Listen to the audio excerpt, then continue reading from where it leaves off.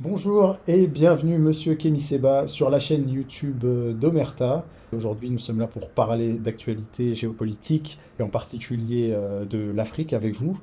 Avant de commencer notre entretien, j'aimerais vous faire commenter donc la une de notre dernier magazine qui met en avant Donald Trump et donc forcément les derniers événements et donc sa nouvelle accession au pouvoir aux États-Unis. Quelle est votre position là-dessus? Déjà, je vous remercie pour cet entretien.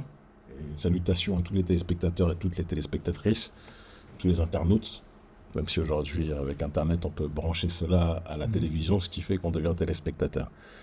Et si vous le permettez aussi, juste avant de répondre à cela, j'aimerais, parce que l'urgence le nécessite, adresser une grosse pensée à un collègue politique qui vient d'être incarcéré au Bénin par Patrice Talon, un opposant, un proche de notre organisation, l'ancien chef de la gendarmerie nationale, Louis-Philippe Oudénion, qui, simplement parce qu'il critique la gouvernance néocoloniale du régime Talon, vient d'être arrêté.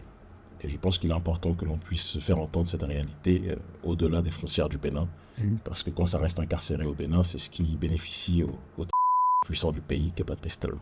Voilà. D'accord. Pour rebondir sur votre question, Trump, l'Empire contre-attaque, le titre est bien trouvé. Moi, je fais partie de ceux qui ont une démarche de distance critique sur tout ce qui a trait aux événements américains. Parce que, comme on a coutume de le dire, l'Amérique, même si elle se veut l'être, n'est depuis longtemps plus le centre du monde. C'est important qu'on se le rappelle. C'est pour ça que j'avais des interviews, notamment d'Éric Morillo, qui voulait que je réagisse durant la nuit. Je salue Éric, que je réagisse pendant la nuit des élections sur les élections américaines. Je dis non, mais à cette heure-ci, je dors.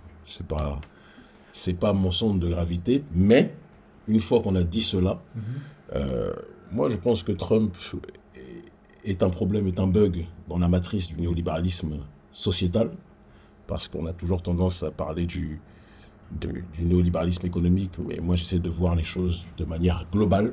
Quand je m'attaque à un système, j'aime pas m'attaquer à une facette et à laisser l'autre.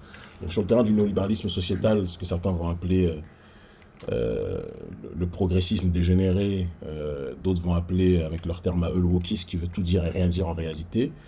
Mais sur le terrain du néolibéralisme sociétal, Trump est un problème pour eux. Maintenant, sur le terrain du néolibéralisme économique, comme beaucoup d'autres, il en est un champion et il a fait sa fortune sur ce courant.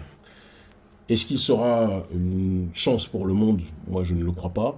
J'ai en mémoire quelqu'un que j'avais eu l'occasion de rencontrer lors de mes nombreux voyages en Iran, Qassem Soleimani, que la paix soit sur lui, paix à son âme, qui était un géant en Iran, un géant de la résistance face à l'impérialisme, et qui a été assassiné sur demande de Trump, même si en réalité on sait que Trump recevait sur ce terrain-là, d'après ce que certains disent, des pressions du deep state. Donc Trump sera moins interventionniste que les démocrates, de manière factuelle, parce que les démocrates feront les justiciers du monde, mais sont en réalité les plus grands colons du monde, en tout cas a fortiori depuis ces dernières années. Ce sont les tenants de ce globalisme-là néolibéral sur le terrain sociétal, de cette uniformisation du monde, de ce mondialisme. Et sur le terrain de la Chine, je pense que ça ne sera pas une bonne nouvelle pour les Chinois. Pour le Moyen-Orient, Proche-Orient, pas sûr que ce soit une bonne nouvelle pour eux. Pour la Russie, ça va être une très bonne nouvelle. Pour les Africains, tous ceux qui considèrent que l'Afrique n'est pas une priorité, c'est bon pour nous. Parce qu'on en a marre d'être une priorité pour les autres. Quand les autres nous considèrent comme des priorités, c'est souvent comme des priorités coloniales. Donc on va saisir le désintérêt de Trump, on va saisir cette chance-là pour accentuer ce processus d'autodétermination de la population. C'est quand même avec Donald Trump et aussi dans d'autres régions du monde le retour des nationalistes, et ça correspond aussi à votre vision, cette volonté pour les peuples d'agir dans leur intérêt propre avant de pouvoir profiter à des intérêts mondialistes. Moi, Ça suit la direction que vous voulez aussi donner à... ça, c'est un schéma qui est donné par certains. Moi, je n'emploie pas le terme nationaliste, dans le sens où le nationaliste tel qu'il est conçu en Afrique aujourd'hui nous renverrait aux frontières tracées par la conférence de Berlin en 1884 et 1885. Je suis beaucoup plus dans une dimension multipolaire, en effet, avec l'émergence de blocs civilisationnels qui sont en adéquation avec les cultures, les traditions et les valeurs communes partagées, qui peuvent être parfois transtribales, mais qui peuvent rentrer dans une certaine uniformité sur certains aspects politiques, culturels en tant que tels. Et en ce sens-là, il est évident que ceux qui s'opposent à l'uniformisation du monde voulue par un seul pôle de l'humanité sont des gens qui peuvent avoir sur certains aspects des aspects positifs. Mais ces aspects, sur certains points positifs, ne me font pas oublier la complexité de la politique de Trump, qui n'est pas une politique qui concerne nos populations, qui ne favorise pas, il faut vraiment être naïf pour le croire, les populations. J'ai beaucoup de frères et de sœurs, de collègues, de partenaires des milieux de défense des populations noires aux États-Unis. Trump n'est pas une chance. Il vomissait Harris à juste titre, parce que Harris, c'est pour moi la prostitution politique dans sa quintessence, comme Barack Obama l'était, mais ils ne vomissent pas moins Trump. Comme dit l'adage, entre Satan et Lucifer, pour nos populations, il n'y a pas un grand changement. Maintenant, il est vrai que le non-interventionnisme, entre guillemets, ou l'interventionnisme moindre de Trump et son logiciel politique fait que, sur la scène internationale, son élection est sans doute meilleure pour ceux qui veulent se débarrasser de l'envahissement, du côté envahissant des États-Unis et de l'oligarchie américaine de manière générale. J'aimerais qu'on parle de votre actualité un peu plus récente, et notamment de votre arrestation qui a eu lieu en septembre.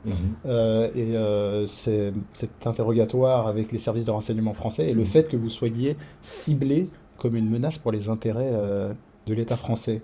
Comment expliquez-vous cela? Et surtout, quel est l'intérêt pour l'État français de cibler votre personnalité? Je ne sais pas si je suis mieux placé pour en parler, mais je dirais simplement qu'on mène un combat depuis 25 ans pour la défense du droit de nos populations. Un combat qui a commencé par une lutte au sein de la diaspora, qui s'est élargi au fur et à mesure de mes migrations sur le continent africain, qui s'est globalisé dans cette dynamique panafricaniste qui est la nôtre. Vous ne croyez pas possible que cette cause puisse être audible, et elle est devenue, in fine, massivement audible, à tel point qu'on est suivi, que ce soit sur les réseaux sociaux ou dans le monde physique, par des millions de gens. Et c'est quelque chose qui préoccupe très clairement les autorités françaises. On a initié des mobilisations visant à pousser nos populations à la décolonisation dans tout l'espace d'Afrique francophone, mais aussi dans les territoires colonisés d'outre-mer, parce qu'on estime que ce sont des territoires colonisés. Et notre organisation Urgence panafricaniste est liée à la plupart des mouvements souverainistes ou autonomistes, ou mouvements de justice sociale au sein de ces territoires dits occupés. Et on a réussi à, j'ai envie de dire, à coordonner ces différentes contestations dans un ensemble idéologiquement parlant d'une certaine façon homogène, et à réactualiser le panafricanisme, à tel point que les services de renseignement parlent d'un néo-panafricanisme qui sera panafricanisme frontal, complètement opposé, maladivement opposé à la France. Nous, on n'est pas anti-français. Ça, c'est le narratif des médias occidentaux. On est dans une dimension de critique de l'État profond qui tient en otage, j'ai envie de dire, l'État français. Notre problème n'est pas la population française. On a été très clair dessus. On a fait des actions multiples et variées avec des gilets jaunes constituants contre Bolloré ou pour la justice sociale. On a, je pense, tendu la main à bon nombre d'égards, et ils l'ont fait avec nous aussi pour des actions communes. Donc notre problème n'est pas et ne sera pas les prolétaires français. Notre problème, c'est cette élite putréfiée, dégénérée, néolibérale, qui prend en otage la France, qui humilie la France et qui est, comment dirais-je, insupportable pour nos populations de manière générale. Et c'est dans ce cadre-là que nous nous situons et que nous avançons. Eux estiment que, de par notre capacité à mobiliser un grand nombre de gens en Afrique francophone et dans la diaspora, on est dangereux. De par le fait qu'on soit extrêmement suivi sur les réseaux sociaux, on est dangereux. De par les livres que je propage et qui se propagent dans les universités d'Afrique francophone ou dans certaines librairies des territoires d'outre-mer, ils estiment que notre parole est dangereuse. J'insiste sur une chose qui est que nous ne nous battons pas contre des gens, nous nous battons pour nous-mêmes. Et ceux qui s'opposent au fait que nous puissions nous libérer nous-mêmes deviennent de facto des adversaires. Mais je ne me lève pas le matin en me disant qu'est-ce que je vais faire à la France. Mon problème n'est pas la France, je suis né en France. Mon problème n'est pas le français du quotidien, sauf le négrophobe. Celui qui aura un problème avec moi, j'en aurai avec lui. Ça, c'est tout à fait logique. Mais je pense qu'il y a des gens extraordinaires en France, il y a des gens extraordinaires partout dans le monde, et qu'il ne faut pas faire d'amalgame entre les oligarchies putréfiées et des populations paupérisées, asphyxiées par les premières entités citées. Qu'est-ce qui vous a été reproché pendant cette arrestation? Ils nous ont reproché de vouloir porter atteinte à la sûreté de l'État, de vouloir créer une hostilité vis-à-vis de l'État français, et d'être, in extenso, en collaboration avec des États, grosso modo, ennemis ou des entités ennemies à la France. Qui sont? D'après ce qu'eux disent, donc ils nous ont interrogés sur la Russie, sur l'Iran, sur Wagner, sur le Hezbollah. Et moi, je leur ai rappelé une chose qui est très simple. Urgence panafricaniste est une organisation née en Afrique, d'accord? À moins que l'Afrique soit encore un territoire colonisé, nous sommes libres de travailler avec qui nous voulons, d'avancer comme nous le voulons. Et si nous étions une structure qui voudrait porter atteinte aux intérêts de l'État français, il faudrait déjà qu'on questionne quels sont les intérêts de l'État français. Est-ce que le franc CFA, qui a un système monétaire colonial, ce sont les intérêts fondamentaux de l'État? Est-ce que les bases militaires françaises qui sont installées sur nos territoires et qui n'ont rien à y faire, De Gaulle avait refusé qu'après la Seconde Guerre mondiale, l'armée américaine reste trop longtemps sur le territoire français. Pourquoi est-ce que De Gaulle a accepté pour les Français? Pourquoi les Africains, eux, n'auraient pas le droit de prôner cette réalité-là pour eux?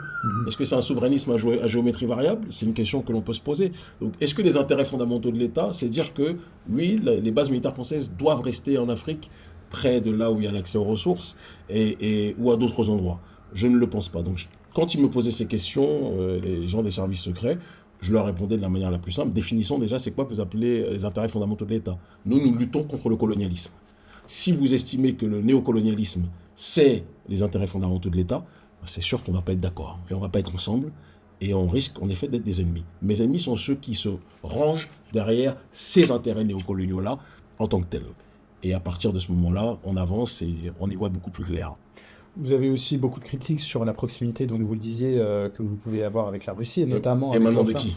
émanant de journalistes français, de politiques français, sur justement votre proximité avec l'ancien patron de Wagner, M. Prigojine. Donc Wagner qui était très présent sur beaucoup de territoires africains, mais surtout qui a financé beaucoup de mouvements d'opposition, notamment à la France. Quel est votre point de vue sur le fait que potentiellement il puisse y avoir un passage de témoin entre un colonialisme français et un colonialisme de nouveaux États comme la Russie ou la Chine? En fait, le narratif est extraordinaire, c'est que pour certains ahuris à l'intérieur de l'appareil d'État français, les Africains, c'est de la chair à coloniser. Ils ne peuvent être que colonisés. Quand ils interagissent avec des gens, c'est pour être colonisés, si je suis le narratif. On se débarrasse du colon français, et donc si on interagit avec d'autres, ça veut dire que c'est pour, comme il y a des dames, je ne veux pas être vulgaire, mais grosso modo, c'est pour se mettre en position de recevoir la bonté divine des Russes ou des Chinois. Je ne le pense pas. Moi, je pense que quand je me déplace dans les pays où vous venez de citer, ils savent très bien qu'on ne vient pas dans une démarche d'être colonisé. Et ils savent pertinemment que s'ils font l'erreur de vouloir reproduire le schéma d'entités et de nations qui étaient bien plus expérimentées qu'elles sur la question du colonialisme, et qui sont en train malgré tout de perdre leur influence bien longtemps avant que les Russes d'ailleurs se préoccupent de l'espace africain, parce que ça c'est quelque chose que les autorités françaises ne veulent pas dire, mais la contestation à la France-Afrique a commencé à une époque où Poutine ne se souvenait même pas de là où était le continent africain, il avait d'autres préoccupations. Donc je pense qu'il faut qu'on soit sérieux un moment. La France, quand elle fait du commerce avec d'autres entités, personne ne dit qu'elle rentre dans une démarche d'être colonisée. Mais c'est la même chose pour nous. Nous, on fait ce qu'on appelle de la géostratégie. On est dans une démarche de voir qu'est-ce que l'on estime être nos adversaires, quel est le système qui nous asphyxie. On est dans des pays qui ont été structurés dans un cadre colonial. Et cette décolonisation n'a jamais été effectuée. Elle n'a jamais été effectuée à cause de la corruption de certaines de nos élites endogènes. Et de l'autre côté, d'autres de nos élites ont été assassinées. Disons aussi les choses telles qu'elles sont. Et le cadre national, le cadre infrastructurel de nos États est un cadre qui est colonial. Disons les choses. Et donc, il faut être capable d'aboutir à une décolonisation complète sur le terrain économique, sur le terrain politique, sur le terrain culturel, pour que l'on puisse avancer. Et pour cela, si on a cette capacité à pouvoir s'allier à d'autres entités qui ont eux aussi leurs intérêts, eux, leur but, c'est de faire du commerce, c'est de faire du business. On est dans une mondialisation qui a ses mauvais côtés sur certains aspects, qui peut en avoir d'autres positifs. Et nous sommes les maîtres du jeu, nous décidons avec qui nous voulons échanger, interagir. Et quand je vois la dégénérescence des élites françaises d'un côté, et je vois les autres pays que vous citez, que ce soit la Russie, que ce soit l'Iran ou autres, j'ai tendance à vous dire que sans idéaliser ces pays-là, parce que je suis très loin de les idéaliser et que je les connais très bien, donc je sais que tout est loin d'être parfait, comme partout dans le monde d'ailleurs, mais je me sens, comment dirais-je, plus en phase sur certaines perceptions du monde avec ce que je vois en Iran, en Russie, en Turquie ou ailleurs. Même si les Africains ont leur ontologie, ont leur identité propre, ont leur vision, leur paradigme. Et c'est aussi quelque chose que partout où nous allons, ceux qui nous invitent ont compris qu'il était nécessaire qu'ils le respectent. Mhm. Quand vous faites la critique aussi du néocolonialisme, notamment industriel, avec ces industries françaises, Areva, mais qui viennent profiter aussi, et Total, qui viennent aussi profiter de l'énergie et des ressources africaines, certains pourraient vous répondre, mais il y a aussi une entraide militaire, avec par exemple des opérations antiterroristes qui ont été menées, par exemple au Mali, donc pour la sécurité de ces États-là. Qu'est-ce que vous leur répondez à ces... On leur répond ce qu'eux-mêmes savent, puisque lorsqu'ils ont été poussés à dégager du territoire malien, ça ne s'est pas fait par magie, ça s'est fait avec raison. L'opération Serval a été un échec complet, mais on ne peut pas parler de l'opération Serval sans parler, et paix à l'âme de ceux qui sont morts pensant aider la justice. Je pense qu'on peut aussi le dire, mais parfois on peut être sincère et avoir sincèrement tort. On ne peut pas comprendre ce qui se passe au Sahel sans comprendre la genèse de ces événements. Il y a une guerre civile en Algérie qui a poussé ce que les Iraniens appellent les takfiris, ou ce que d'autres vont appeler les mouvements terroristes, à migrer vers le nord du Sahel et à nouer de nouvelles relations avec les populations touareg dans ces régions. Et par la suite, la destruction sous couvert de missions civilisatrices des autorités françaises, de l'armée française et de l'armée américaine, la destruction de la Libye et l'assassinat du guide Muammar al-Kadhafi a entraîné quelque part une accentuation de ce processus de déstabilisation du Sahel. Et avec de l'autre côté des armées africaines qui, depuis les accords de coopération, qui sont des accords coloniaux, on les appelle dans le jargon africain les accords de recolonisation, cela a entraîné que l'armée coloniale, elle, avait le droit de venir en étant armée, d'accord, évidemment surarmée, pendant que les armées locales, elles, étaient complètement dépourvues des moyens élémentaires pour se défendre. Donc, in fine, on crée une sorte de dépendance militaire vis-à-vis de la puissance dite ex-coloniale. Je sais que le temps nous a prouvé que c'était tout sauf ex-colonial en ce qui concerne cette oligarchie-là. Et face à cette réalité-là, l'armée française a effectué un certain nombre d'actions que les populations souveraines du Mali ont estimées, du Mali, du Niger, du Burkina, avec lesquelles on travaille constamment, puisque notre organisation, l'Agence panafricaniste, depuis 2015, travaille massivement avec toutes ces populations, ces sociétés civiles du Sahel. Elles ont estimé que on se retrouvait dans une situation où l'armée française ne faisait pas le travail tel qu'on le voulait. L'armée française, parfois, faisait même blocus pour que certaines actions voulues par les armées maliennes puissent être effectuées. L'armée française refusait que ces actions-là le soient. Il y avait un soupçon parfois de grande tolérance vis-à-vis de certaines forces terroristes en tant que telles, et les Maliens, en population souveraine. Vous dites tolérance vis-à-vis des terroristes. C'est ce que les autorités maliennes, et c'est ce que la société civile malienne dit depuis des années. Vous considérez que l'armée française peut être aussi... C'est ce que le peuple malien pense profondément. Et je pense qu'au XXIe siècle, qui dit respect du souverainisme de chaque peuple, dit respecter la perception des peuples sur ces questions. Oui, tout à fait. Et vous considérez que la France aurait eu un intérêt à appuyer des forces armées terroristes? Je ne sais pas pour vous, mais quand j'étais petit, j'aimais bien les films de mafieux, de bandits. Et vous savez, le mafieux qui arrive dans une avenue où il y a des boutiques, il y a des beaux commerces, et il vient et dit « J'aimerais assurer ta sécurité ». Et puis le boutiquier lui dit je n'ai pas besoin de sécurité, je m'en sors très bien moi-même, j'ai un système de sécurité qui marche parfaitement. Le mafieux dit, tu veux pas ma sécurité, tu es sûr? Ok. Il part, il engage des casseurs, et les casseurs maintenant viennent casser la boutique. Et le mafieux revient le lendemain en disant, ah, tu as vu, ton service de sécurité ne marche pas bien, peut-être que tu as besoin de ma sécurité. Ça me fait penser à la mafia macronienne, à la mafia qui est à l'Élysée depuis un certain nombre d'années, une mafia otanisée, une mafia qui est le de l'oligarchie américaine, néolibérale depuis tant d'années. Et je pense qu'on peut être capable de dire que face à cette réalité, certains ont intérêt à pouvoir justifier leur présence sur le long terme, sur des territoires où il y a des gisements en matières premières et en ressources minières très importantes.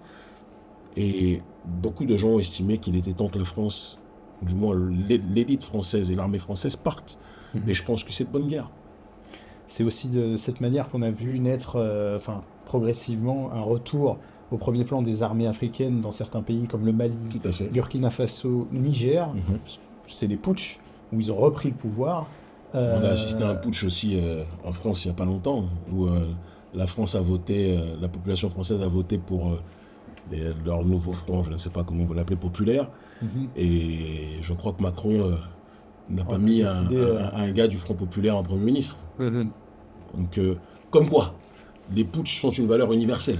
Et alors ça en vient à ma question qui est celle de l'idée de démocratie, de possibilité de démocratie. Est-ce que vous pensez que l'armée est la seule issue pour ces populations africaines, pour le Mali, le Burkina, le Niger par exemple, Moi je suis un amoureux des mots. Demos stratène, pouvoir du au peuple, peuple? Ouais. pouvoir au peuple, pouvoir du peuple.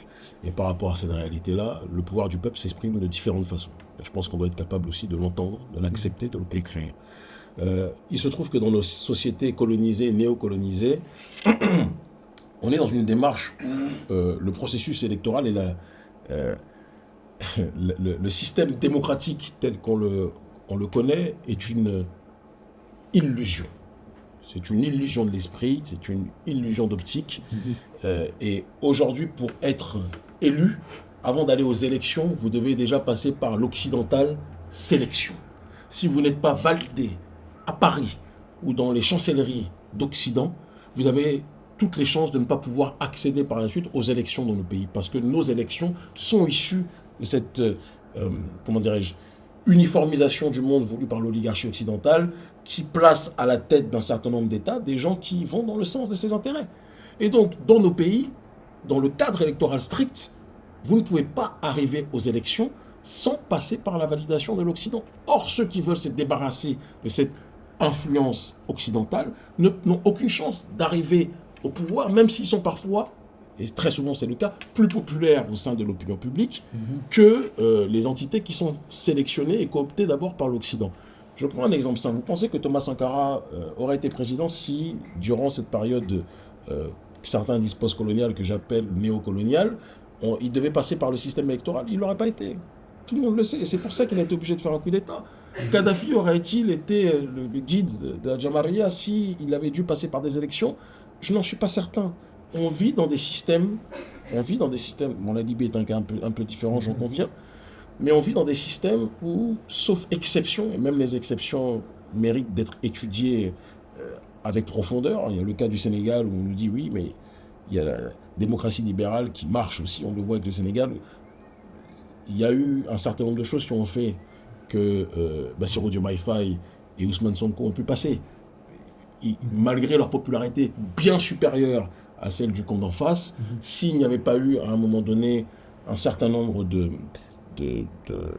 allez, on va dire d'échanges qui étaient effectués avec le camp adverse, ils n'auraient pas pu passer. Ça ne veut pas dire qu'ils ont vendu leur âme, ou que ça, je ne rentre même pas dans ces débats-là, je ne suis pas dans ce cadre-là, mais je dis que la démocratie libérale qu'on nous vend est aujourd'hui un mythe. Et que quand nous n'avons pas la possibilité de passer par la porte, eh bien, l'être humain a la capacité de grimper et de passer par la fenêtre. Et dans nos pays, malheureusement, qui restent à être décolonisés, on est souvent obligé de passer par la fenêtre ou par le toit. Vous considérez donc que le modèle démocratique occidental ne peut pas convenir dans la situation actuelle Mais aux États. il ne convient même pas aux Occidentaux. Mhm. Il ne convient même pas aux populations occidentales, vous le savez. Mhm. Je veux dire, on a tous assisté à la mascarade électorale récemment. Ça ne convient pas. Après, il y a des cas où ça convient peut-être plus. On a vu aux États-Unis quand même qu'il y a une grosse contestation. Il Mhm. y a un réveil d'une partie de l'Amérique qui n'accepte pas la dégénérescence prônée par le Parti démocrate Mhm. sur le terrain sociétal. Ça peut s'entendre. Mais moi, je crois que c'est la démocratie qu'on nous vend. Elle doit être questionnée par chaque peuple et elle doit être adaptée à la réalité de chaque peuple. Le pouvoir au peuple n'a pas commencé avec la démocratie occidentale. Mhm. Le pouvoir au peuple s'exprime en fonction des diversités de cultures, des diversités de visions, des diversités de paradigmes, des diversités civilisationnelles. Et il faut l'accepter. Quand vous allez en Iran, la gestion du pouvoir politique n'est pas le même que quand vous allez au Nigeria, quand vous allez au Bénin, quand vous allez en Turquie, quand vous allez en Amérique du Sud. Nous, on a la chance, de par nos activités politiques depuis un certain nombre d'années, de faire le tour du monde, d'être reçus dans différentes chancelleries. Et il n'y a rien de plus beau que d'observer la diversité, d'organiser la gestion de vie dans la cité, je Mhm. pense. Ça rejoint la notion, vous le disiez d'ailleurs, de Muammar Kadhafi sur la Jamaïa Tout à et fait. son livre vert qui exposait une forme démocratie qui s'adapterait En au réalité, modèle bien sûr, et à la réalité, à la culture tout à fait. libyenne. Mhm. On vous sait très proche du chef d'État du Niger. Certains parlent de conseiller. Quelle est votre position, en sachant qu'il s'agit d'un militaire qui est arrivé au pouvoir à la suite d'un putsch? Quel est votre rapport? Quel est le regard que vous apportez sur ce personnage? Et C'est quel est un... votre intérêt? Mon intérêt, c'est la souveraineté africaine. Pour commencer, je pense que c'est le plus important. Le général Tiani est comme un père politique sur le terrain institutionnel pour moi. C'est quelqu'un que je respecte intensément. Et c'est quelqu'un qui est en train de donner au Sahel une orientation politique très importante avec Mhm. Assimi Goïta, le général Assimi Goïta, Goïta. avec le capitaine Ibrahim Traoré. Et moi, en tant que leader d'opinion panafricaniste, je suis un trait d'union entre l'opinion publique panafricaniste et les autorités du Niger, tout simplement. Et notre rôle, c'est de faire en sorte de continuer à défendre cette souveraineté africaine, ce panafricanisme, que ce soit au Sahel, mais que ce soit partout dans le monde, partout où notre peuple est installé. Et j'aime beaucoup cet exemple dans la relation entre le Tché et Fidel Castro. Le Tché, à un moment, dans cette dimension bolivariste, est parti propager le bolivarisme partout dans le monde. Oui. Quels que soient les liens qu'il avait avec Fidel Castro, sa démarche était celle-ci. Moi, ma démarche est de propager le panafricanisme partout. Nous pouvons, partout où nos populations sont installées. Ça nous fait parfois retrouver dans des endroits insoupçonnés. On était il y a quelques temps, l'année dernière, à Quibdó, en Colombie, dans des ghettos noirs, des ghettos afro-colombiens, où les populations vivent encore comme si elles avaient été déportées il y a peu de temps à peine du continent africain, avec des cultures africaines préservées de manière extraordinaire. Notre rôle, c'est d'être là où notre peuple a besoin de nous et de tout faire pour le défendre. Et c'est ce pourquoi le général Tiani m'a donné ce passeport diplomatique pour que je puisse, malgré les barrages que le système néocolonial me met, que je puisse circuler partout. Et parce que je pense qu'il comprend la lutte qui est la nôtre et nous sommes dans cette démarche d'autodétermination et c'est ce qui fait que c'est une fierté pour moi d'avoir ce lien avec les autorités du Niger. Et c'est une très grande fierté pour moi de voir en direct l'œuvre du général Tiani et des membres du CNSP. Il est souvent question pour le continent africain de faire face à une submersion démographique. Comment les nations africaines font face à ce phénomène? Qu'en est-il des principaux concernés? Mais je fais partie de ceux qui pensent que on ne peut pas concevoir la politique et la souveraineté sans concevoir aussi le lien avec la terre. Et quand on parle de souveraineté alimentaire, c'est être capable aussi de tourner nos populations vers les ressources réelles qui sont dans nos sols et pousser nos populations comme les étoiles, Est-ce que sur... etc., à justement être dans une optique de prendre soin de chacun des citoyens. Dieu n'a pas mis les populations sur leur terre, sur le territoire, sans qu'ils aient accès à quelque chose qui leur permet de subvenir à leurs besoins. Et je pense que c'est quelque chose sur lequel on doit réfléchir profondément. Donc la question de la natalité, réduire en disant que si vous avez trop d'enfants, vous risquez d'être dans une pauvreté extrême, ça c'est un logiciel de gens qui en réalité ont peur d'une marée noire qui risque de se déverser de l'autre côté du continent. Je vous dirais qu'entre marées qui se déversent, il y a une certaine époque, c'était l'Occident qui s'est déversé sur le reste de l'humanité, avec perte et fracas. Donc les marées vont dans tous les sens. Ça pose aussi la question de la manière dont les sociétés africaines vont pouvoir accéder à un certain niveau de technologie aussi pour accéder à un niveau de vie et à un niveau industriel qui va leur permettre cette indépendance économique nécessaire, ce niveau-là. Est-ce qu'il n'y a pas une dépendance encore au niveau technique aujourd'hui à l'Occident vis-à-vis de la technologie, Je pense pas que ce soit... sur l'industrie énergétique? Je pense pas que... Bon, il y a une dépendance à l'Occident sur les technologies et l'Occident a une dépendance à l'Afrique sur les ressources qui permettent de créer la technologie. Donc, Bien sûr. La vie est une interaction. Comme dirait l'autre, nous sommes le temps, ils ont la montre. Mais le temps sans la montre n'est rien et la montre sans le temps n'a pas grand-chose en termes d'utilité. Ah bah, carrément. Donc, moi je pense que, et c'est ce qu'on dit toujours lorsqu'on est en interaction avec bon nombre de pays, que aujourd'hui, il ne peut pas avoir d'échanges commerciaux sans que ceux qui veulent faire du commerce avec nous soient dans cette démarche d'accentuer le processus d'accompagnement technologique. Et ce n'est pas quelque chose qui nous lie à l'Occident uniquement. Avec tous les pays avec lesquels, que ce soit avec l'Inde, que ce soit avec la Russie, que ce soit avec la Turquie, que ce soit avec la Chine, que ce soit... Je veux dire, l'Occident, quand vous regardez la carte du monde, c'est une minorité du monde. Il faut qu'on se le dise aussi. Donc il y a il y a une multitude de pays qui peuvent nous permettre d'avancer sur ce terrain-là. Le continent africain regorge de richesses. Je prends l'exemple des minerais du sang, d'ailleurs, qui doivent être... ce problème doit être réglé au Congo, en RDC. Il n'y a pas de portable aujourd'hui. Il n'y a pas de bon nombre de choses qui se créent aujourd'hui sans ces minerais-là. Donc, l'Afrique n'a pas à rougir ou à blanchir d'une quelconque dépendance parce que l'humanité est dépendante de l'Afrique sur bon nombre de points. Maintenant, on doit être capable, nous aussi, de pouvoir nous frayer notre propre chemin, un chemin souverain et un chemin réel de partenariat sincère avec des entités qui comprennent qu'il n'y a de croissance que lorsque tout le monde est gagnant. Sans quoi on risque d'être tous tôt ou tard en difficulté. De la même manière, est-ce qu'il n'y aurait pas aussi une possibilité à envisager une coopération entre cet Occident, l'Europe, et cette Afrique qui se développe, qui nécessairement l'un devra communiquer avec l'autre? Moi, j'insiste pour vous dire déjà que l'Occident est une fenêtre d'une grande maison. Et il y a énormément de fenêtres. Et l'Occident grandira à comprendre qu'il y a bon nombre d'autres endroits dans le monde avec lesquels on peut interagir, on peut avancer. Mais non, au sein de l'Occident, il y a aussi des tensions politiques, des tensions idéologiques réelles.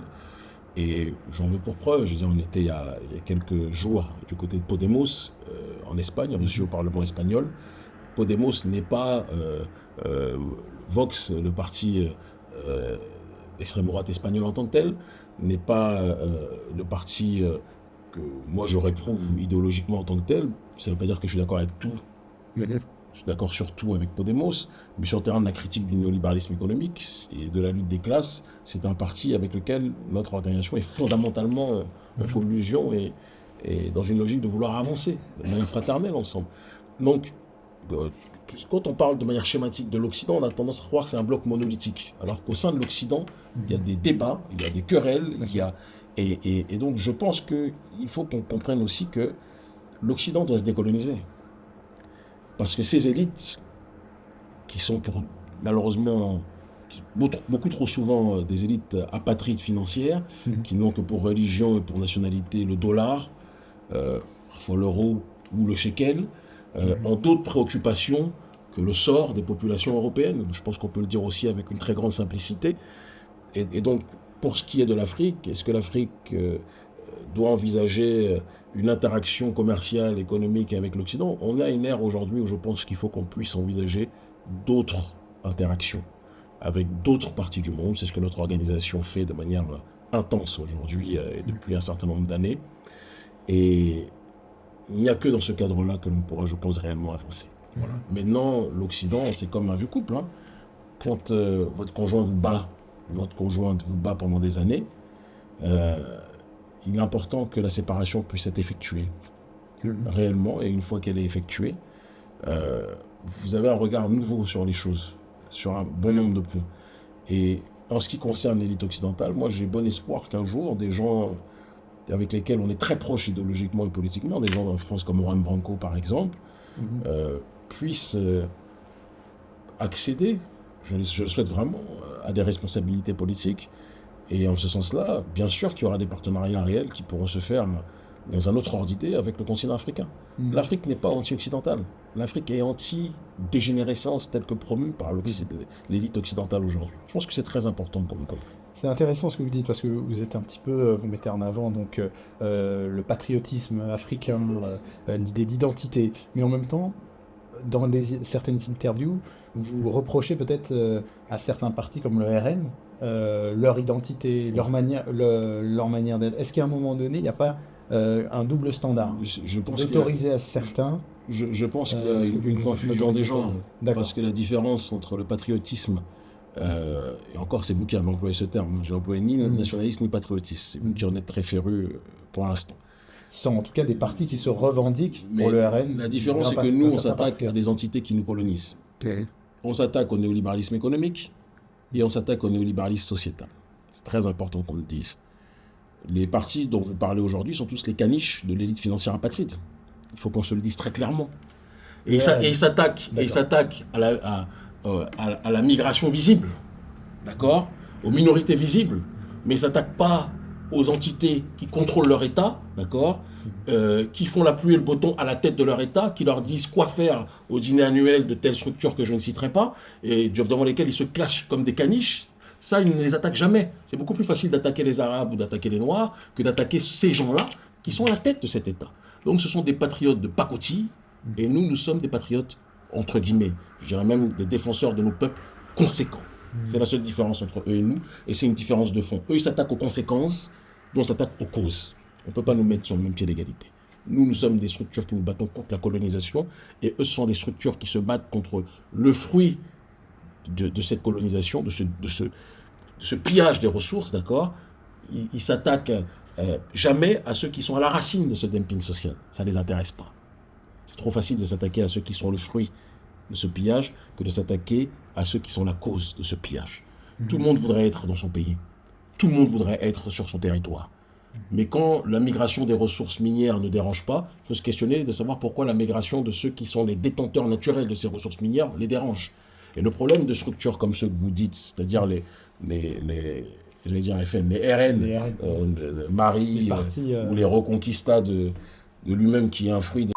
Oui, qui lui-même est de l'autre côté de la Méditerranée, mais qui veut faire croire que c'est un Suédois rien aux yeux bleus et compagnie. Le problème de ces gens-là, c'est qu'ils ne s'attaquent jamais à la racine du problème. Jamais. Parce qu'ils ont peur de l'élite financière apatride qui dit « Hey !» Non, ils ne vont pas lui dire parce qu'ils font partie tous de la même smala, mais à d'autres, en tout cas, ils sont dans cette démarche de toujours être dans une optique de leur dire quoi faire. Et nous, on ne nous dit pas quoi faire.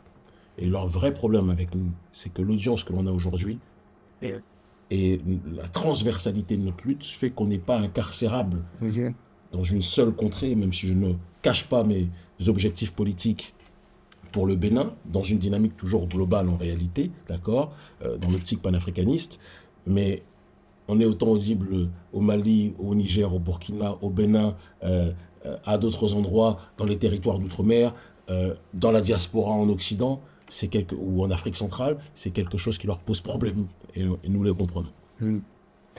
On dit donc que la France est devenue la colonie d'une élite apatride qui profite... De manière évidente. Et ils le savent. Moi, il y a quelque chose qui m'a fait sourire récemment. J'ai vu des militaires ou policiers israéliens traités comme des préservatifs usagés des policiers français. J'ai vu, me touchez pas. Ils l'ont secoué gauche-droite, nord-sud. Il a fait le tour du monde comme Magellan. On l'a plaqué au sol. Et après, j'ai vu les dirigeants français aller chanter l'hymne national, aller au match France-Israël.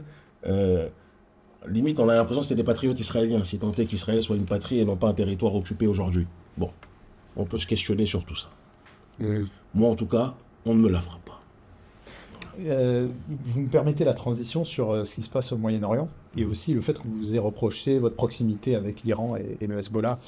Qu'en est-il justement de cette proximité? Le on, c'est l'élite française elle-même prise en otage par l'élite que l'on connaît. Voilà. Et vous posez aussi la question donc de la situation au Moyen-Orient et de cette forme de gêne qui a abordé ce sujet et a montré les causes et les origines donc, de cette situation. Un État colonisé par une entité aura toujours du mal à parler des activités de l'entité qui la colonise. C'est tout. Donc, il y a une gêne historique en France depuis la Seconde Guerre mondiale. On a certaines entités, certains groupes ont posé une culpabilité réelle sur la population française. Et par conséquent, aujourd'hui, cela en plus avec le narratif constant, quotidien, de la repentance par rapport à la Shoah, donc la catastrophe, comme ils le disent en hébreu. Et personne ne peut se réjouir de ça. Hein. Enfin, pour moi, l'esclavage est une catastrophe aussi. Il n'y en a pas une qui est supérieure à une autre. Donc moi, je parle des catastrophes. Voilà.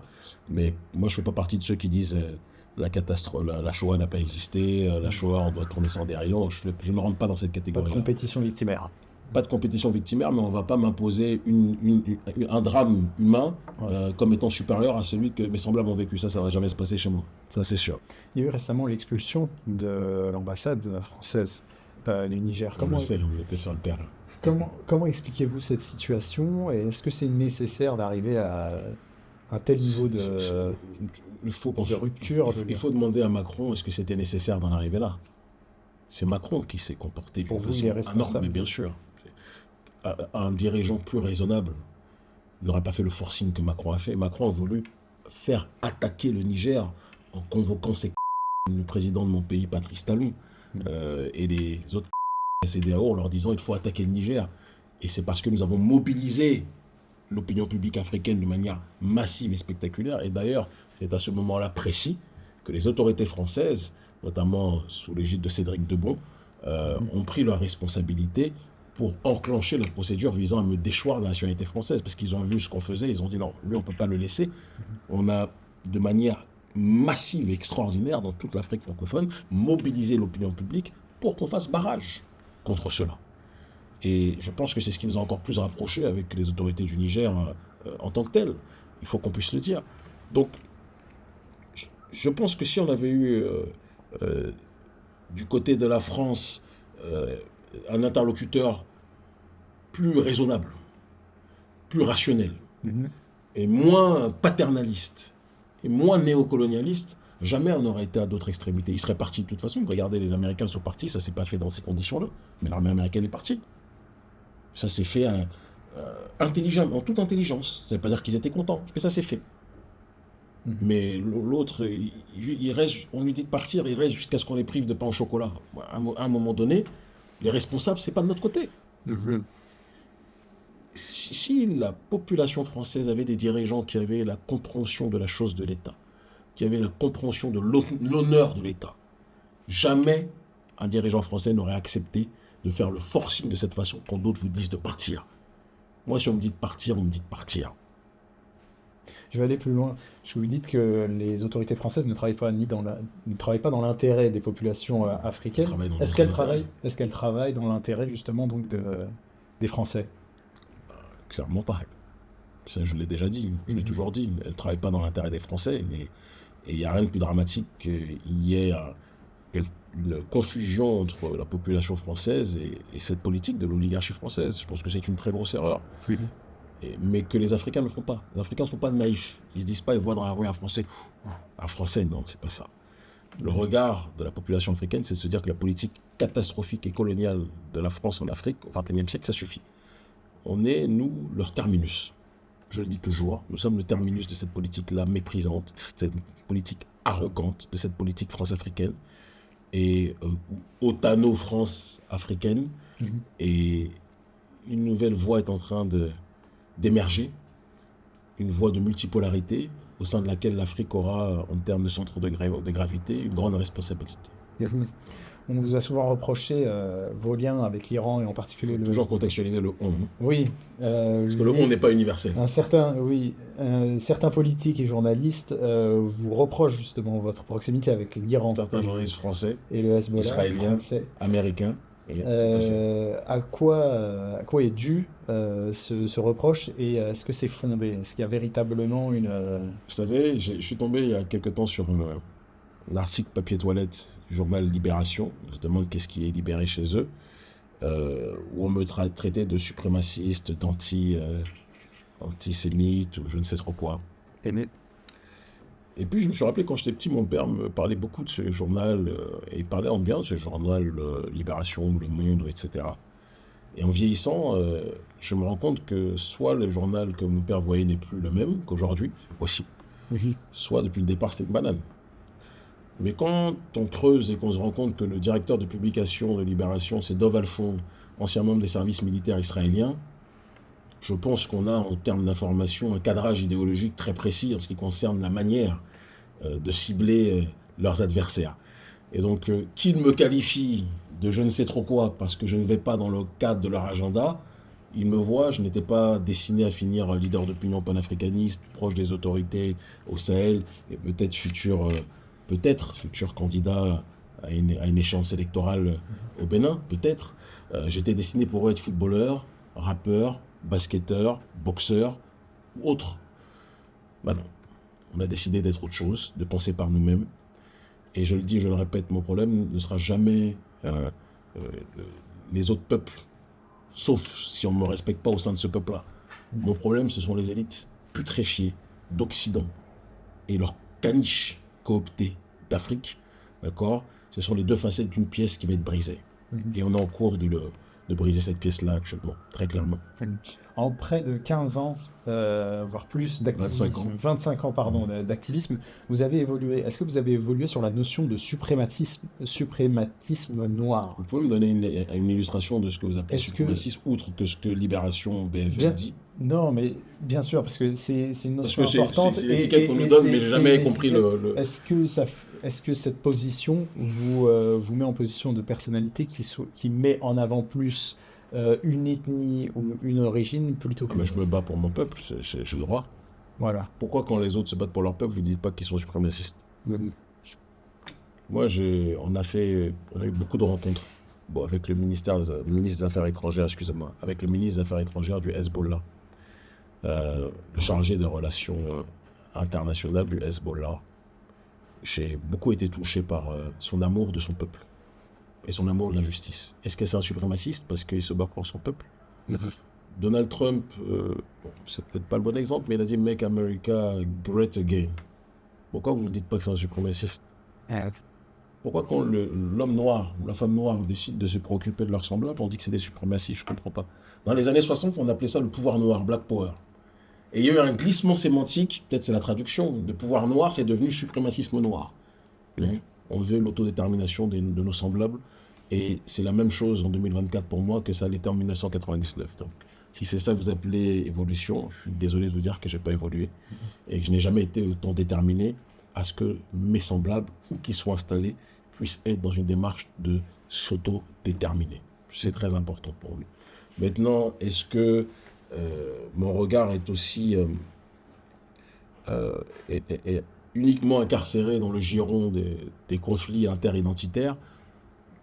Forcément, les voyages élargissent l'horizon, et quelqu'un qui commence à 19 ans, l'activisme politique n'est pas le même que celui qui en a 42, qui a commencé dans une audience groupusculaire, qui est aujourd'hui suivi par des millions de gens, qui a des responsabilités politiques aujourd'hui importantes sur un certain nombre d'aspects, que ce soit sur le terrain organisationnel dans le cadre panafricaniste ou dans le cadre de mes liens avec certaines autorités précitées.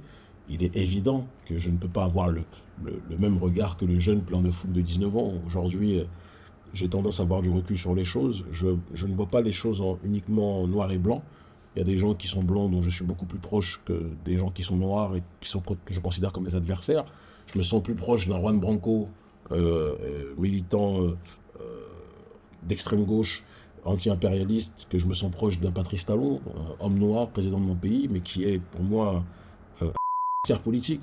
Voilà, je pense qu'on peut être très clair dessus. Donc je crois qu'on doit... chacun doit comprendre que la complexité du monde, évidemment, ne se régit pas et ne se limite pas à une question de couleur. Moi, je juge les gens en fonction de leurs actions. Quand Hassan Nasrallah a été assassiné, il n'est pas du Bénin, il n'est pas d'Afrique, mais j'ai pas honte de dire que je pleure très rarement, mais j'ai pleuré de rage. Je peux avoir le droit de le dire. J'ai rencontré des cadres du Hezbollah, j'ai jamais rencontré lui, parce qu'il était surprotégé et que c'était nécessaire qu'il le soit. Bon, les autres l'étaient aussi, hein, d'ailleurs. Un jour, j'écrirai d'ailleurs sur ces anecdotes. Mais c'était une figure de résistance. Et moi, l'héroïsme, quelle que soit sa couleur, quel que soit son sexe, que ce soit un homme ou une femme, quelle que soit sa religion, quelle que soit sa taille, quelle que soit son ethnie, me touche. Parce que j'essaie d'être dans ce cadre héroïque, dans le cadre du combat pour l'autodétermination de mes semblables.